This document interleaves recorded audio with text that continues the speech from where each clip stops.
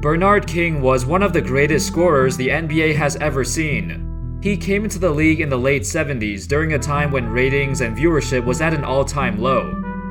Coming into the NBA, he was drafted with the 7th overall pick in 1977 by the New Jersey Nets. It was New Jersey's first ever season having an NBA team, since previously they were playing in New York as the New York Nets. They recently lost Julius Erving due to some controversy after the ABA merged with the NBA. So Bernard King was the guy who they needed to get back on track.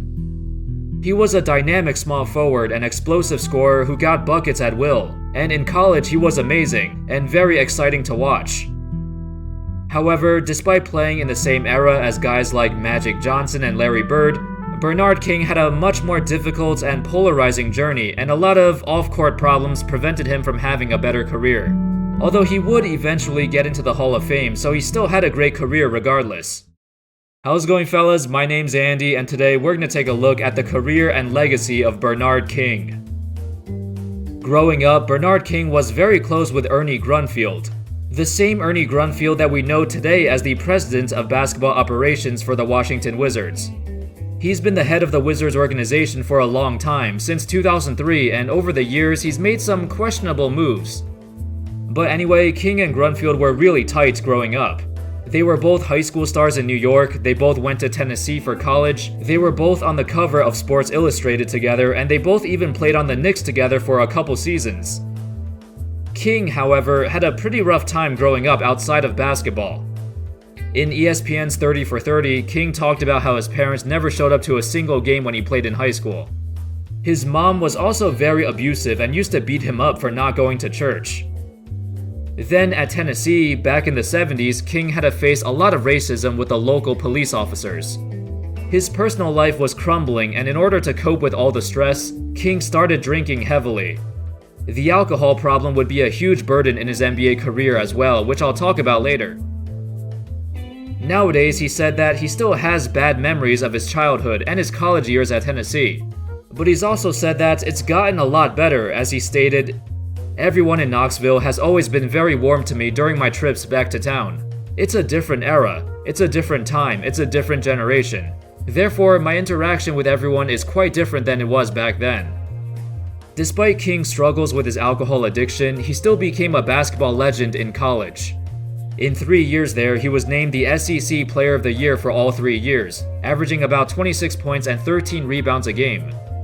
As he made his way to the NBA as a member of the New Jersey Nets, his game translated very well. King hit the ground running and left his mark on the league. In his rookie season, he averaged over 24 points and 9 rebounds a game, including 3 offensive rebounds a game. Despite being 6'7" and around 210 pounds, he played much bigger than his height, with a crazy ability to finish at the rim. When he entered the league, nobody saw a small forward who was that athletic and that explosive.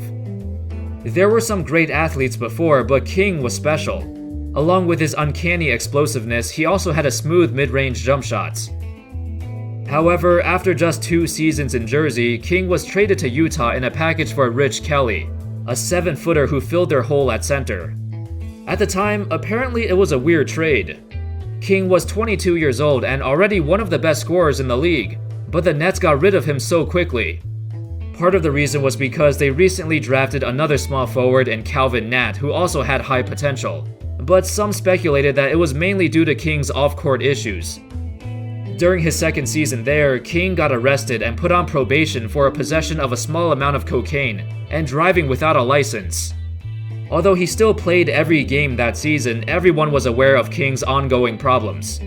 In addition to his arrest, his teammates and coaches also knew about his alcohol addiction, and it continued to get worse. All of these things would culminate in the following season.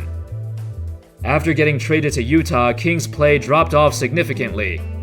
He went from a 20 points per game scorer to 9.3 points a game, along with a drastic reduction in playing time. After playing just 19 games for Utah, King would leave the team indefinitely.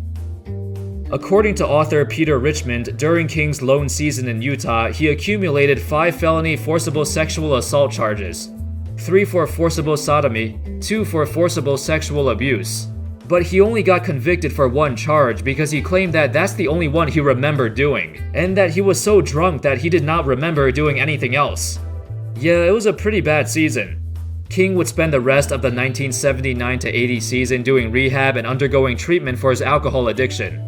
It was a rough season for him, but he spent that time diligently recovering and working on his game to get back on the floor. On the other hand, the Jazz didn't want anything to do with him now, so they traded him to Golden State, where King proved that he was still an elite player. In his first season there, he bounced back and averaged 22 points a game, shooting a career-high 59% from the field. That was the fourth highest percentage in the entire league. King was also named the NBA's Comeback Player of the Year, as he received the first ever award. Nowadays, this award no longer exists, as it only lasted from 1981 to 1986. It would eventually be replaced with the Most Improved Player award. In the following season, he continued his improvement and made his first ever All-Star game. Unfortunately, him and the Warriors barely missed the playoffs by one game.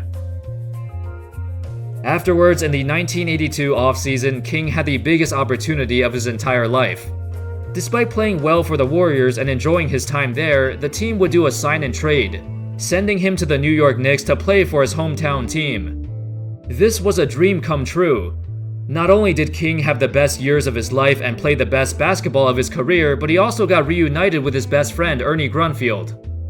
It was truly the best time of his life, and after all the off-court issues and growing pains, King felt like he was on top of the world. In his first season with the Knicks, he led them to a 44-38 record and reached the second round of the playoffs, before getting swept by the Sixers. In the following year, King would have the best playoff run of his career. In the 1984 playoffs, King single-handedly annihilated the Pistons. In 5 games, he averaged over 42 points a game on 60% from the field. This series was arguably the greatest performance by an individual player in NBA history. In 4 of the 5 games, he scored over 40 points. Moving on to the next round, the Knicks would face the eventual champion Boston Celtics. After a high-paced 7-game series where King averaged 29 points a game, the Knicks would fall. However, King would continue his onslaught. The following season would be his best one yet. In the 1984-85 season, King got off to a blistering start. He was averaging 32.9 points per game, the highest average in the entire league. It was also this season where he scored a career-high 60 points. During this incredible run, King said, "Talk to any guy who's a scorer and he'll tell you there are times when you go into a zone. When I was averaging 30 points a game, I didn't have to think about anything. Everything is happening on a very instinctual level. On a particular night, no matter what you do, there's a feeling it's going to work. It's an incredible feeling, there's nothing like it." Unfortunately, on March 23, 1985, a couple weeks before the season ended, King suffered a devastating knee injury, an injury that resulted in a torn ACL and a broken bone in his leg. The majority of fans and analysts believe that this would be a career-ending injury and that he would never return back to form, not this time. But against all odds, King proved once again why the word comeback described his entire life. After a gruesome rehabilitation schedule, King was forced to miss almost the entire next 2 seasons. Then, by the 1987 offseason, he was released by the Knicks, as they believed that he would never be the same player again. It made sense because at the age of 30 and an injury like that, it was unlikely. However, King would sign with the Washington Bullets, and slowly but carefully, he would reinvent himself. Over the next 4 years, he would work his way back into shape, and by 1991, he would make his 4th and final All-Star appearance. After years and years of hard work, King got back to where he wanted to be, a superstar scorer, but this time, he played a lot differently.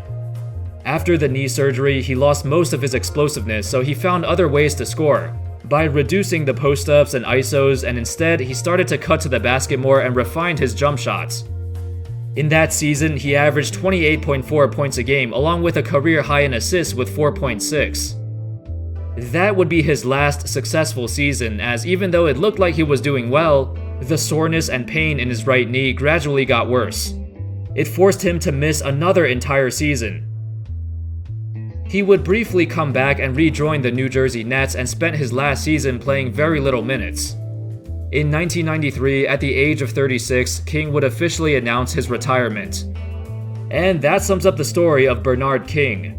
A player whose career was marred with off-court issues and injuries, yet he was so talented with a great work ethic. We've seen a ton of players fall out of the league because of drug or alcohol addiction, and while King was not a saint, there's no doubting his commitment to the game. At the time, it was unprecedented for a player to come back from a knee injury like that, yet he still did and played almost as well as before. Time and time again, he came back from things that most players would never have the motivation to. And that's all, folks. Thank you everyone so much for watching. Let me know your thoughts on Bernard King. I hope you enjoyed the video, and as always, I'll see you next time. Peace.